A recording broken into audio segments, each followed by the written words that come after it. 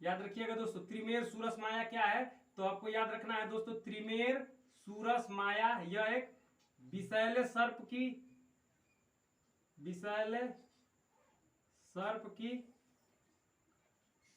प्रजाति है। ठीक है दोस्तों, इसका नाम रखा गया है त्रिमेर सूरस माया। यह जो होता है माया जो नाम है वह आर्मी के जो होता है दोस्तों एक कमांडर की माता के नाम पर रखा गया है। कहाँ मिला है, कहाँ मिला है, तो याद रखिएगा मेघालय में मिला है। कहाँ मिला है दोस्तों, मेघालय में मिला है। कहाँ मिला है, विषैले सर्प की प्रजाति है त्रिमेर सूरस माया, विषैले सर्प की प्रजाति है। कहाँ मिला है, मेघालय में मिला है। और मेघालय में याद रखिएगा गारो, खासी और जयंतिया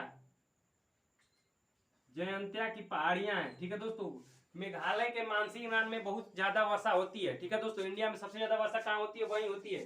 कारण क्या है कि गारो, खांसी, जयंतिया जो होता है दोस्तों, गारो यहाँ पे, खांसी यहाँ पे और ये जयंतिया है। तीनों पहाड़ियां क्या होते हैं ना दोस्तों, फनल के आकार का जो होता है शेप बना लेती है, अर्थात कीप के आकार का शेप बना लेती है, जिसके कारण जब बे ऑफ बंगाल से साउथ वेस्टर्न मानसून उठ के जाता है, जिससे भारत में 80% वर्षा होती है, तो यहाँ पे जाके दोस्तों जो होता है जाता है दोस्तों, और यहाँ पे आके जो गारो, खासी, जयंतिया की पहाड़ियां है वहां पे टकराता है इस पहाड़ियों से और फंस जाता है, जिसके फनल का शेप बना लेती है। और तीनों तरफ से ऐसे घेर, मतलब तीनों तरफ से ये पहाड़ियां ऐसे ऐसे और ऐसे इसको घेर लेती है, जिसके कारण इसमें फंस के रह जाता है। और जो होता है मैक्सिमम वर्षा कहाँ होती है, मानसीराम में हो जाती है। मतलब अगर पूछेगा कि मेघालय में अधिकतम वर्षा होने का मुख्य कारण क्या है, तो यही गारो, खासी और जयंतिया की पहाड़ियां हैं। क्या है, गारो, खासी, जयंतिया के पहाड़ियां। पूछेगा क्यों, तो क्योंकि फनल से बना लेती है, ये याद रखना है। निर्देशक विशल, विशल क्या है दोस्तों, निर्देशक विशल के बारे में समझते हैं कि निर्देशक विशल क्या है।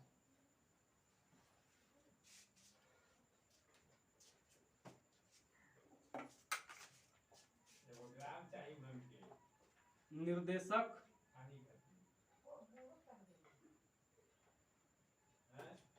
क्या दोस्तों, निर्देशक विशल। याद रखिएगा दोस्तों, यह एक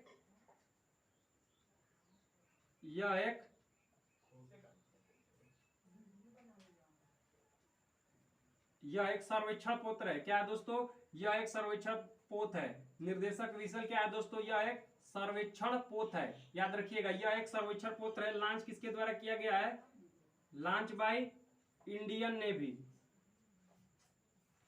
इंडियन नेवी द्वारा इसको लॉन्च किया गया है। ठीक है दोस्तों, अगर पूछेगा कहां से लॉन्च किया गया है, तो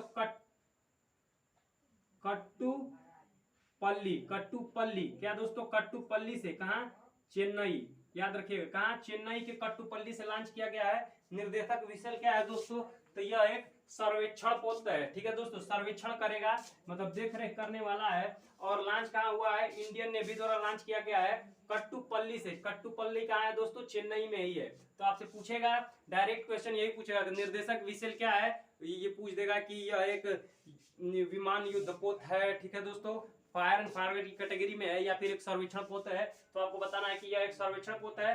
पूछेगा कहां से लॉन्च किया गया है, तो कट्टुपल्ली से लॉन्च किया गया है। और किसके द्वारा पूछेगा, तो इंडियन नेवी के द्वारा लॉन्च किया गया है। ठीक है दोस्तों, आइए देखते हैं थोलवा पवकुथु क्या है। ठीक है दोस्तों, थोलवा पवकुथु क्या है।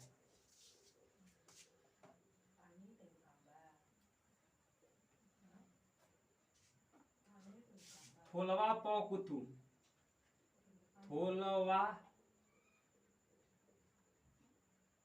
थोलवा पवकुथु ये क्या है दोस्तों, तो याद रखिएगा, यह केरल का पारंपरिक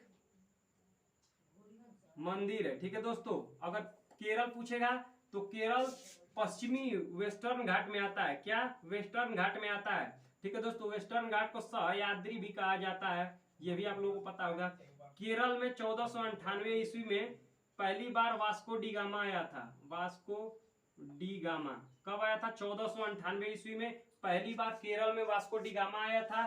कहाँ आया था, कालीकट पोर्ट पर, कालीकट बंदरगाह पर। और याद रखिएगा 1498 ईस्वी में वास्को डी गामा, 1498 ईस्वी में Vasco D gamma Calicut port पर आया था। कब आया था, 1498 ईस्वी में, 1498 ईस्वी में Vasco D gamma Calicut port पर आया था। याद रखिए, केरल के तट को मालाबार तट कहते हैं।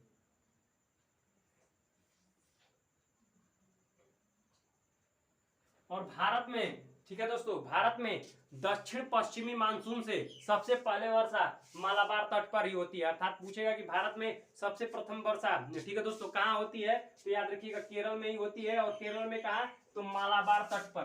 केरल में कहा, क्योंकि केरल के तट को हम लोग क्या बोलते हैं, मालाबार तट बोला जाता है। ये आप लोगों को याद रखना है, ठीक है दोस्तों।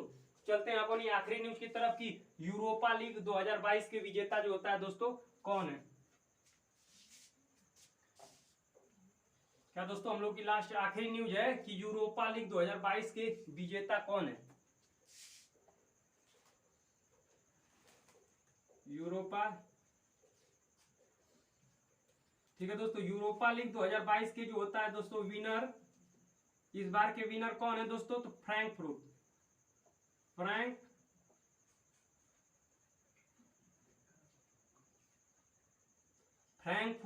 फ्रैंकफर्ट जो है वह यूरोपा लीग 2022 का विनर है, ठीक है दोस्तों। इसने 42 साल बाद 42 साल बाद क्या दोस्तों कोई ट्रॉफी जीती है, 42 साल बाद जीती, 42 साल, क्या दोस्तों 42 साल बाद जीती, याद रखिएगा। फ्रैंकफर्ट है, 42 साल बाद जीती। ये याद रखिएगा कि ये क्लब कहाँ का है, तो यह जर्मनी का क्लब है, जर्मनी का क्लब है दोस्तों, ठीक है दोस्तों। तो ये हम लोगों के खेल से रिलेटेड जो होता है दोस्तों आखिरी न्यूज रही कि यूरोपा लीग 2022 का विजेता कौन है, तो याद रखिएगा फ्रैंकफर्ट है, जिसने क्या दोस्तों, जिसने 42 साल बाद जो होता है यह ट्रॉफी जीती है, ठीक है दोस्तों। और यह कहाँ का क्लब है, तो याद रखिएगा यह जर्मनी का क्लब है दोस्तों। तो ये रही करंट अफेयर्स की न्यूज दोस्तों, आज की करंट अफेयर्स विद फैक्ट्स के साथ दोस्तों, ठीक है दोस्तों। अगर आपको वीडियो पसंद आई हो तो लाइक, सब्सक्राइब और शेयर करना ना भूलें।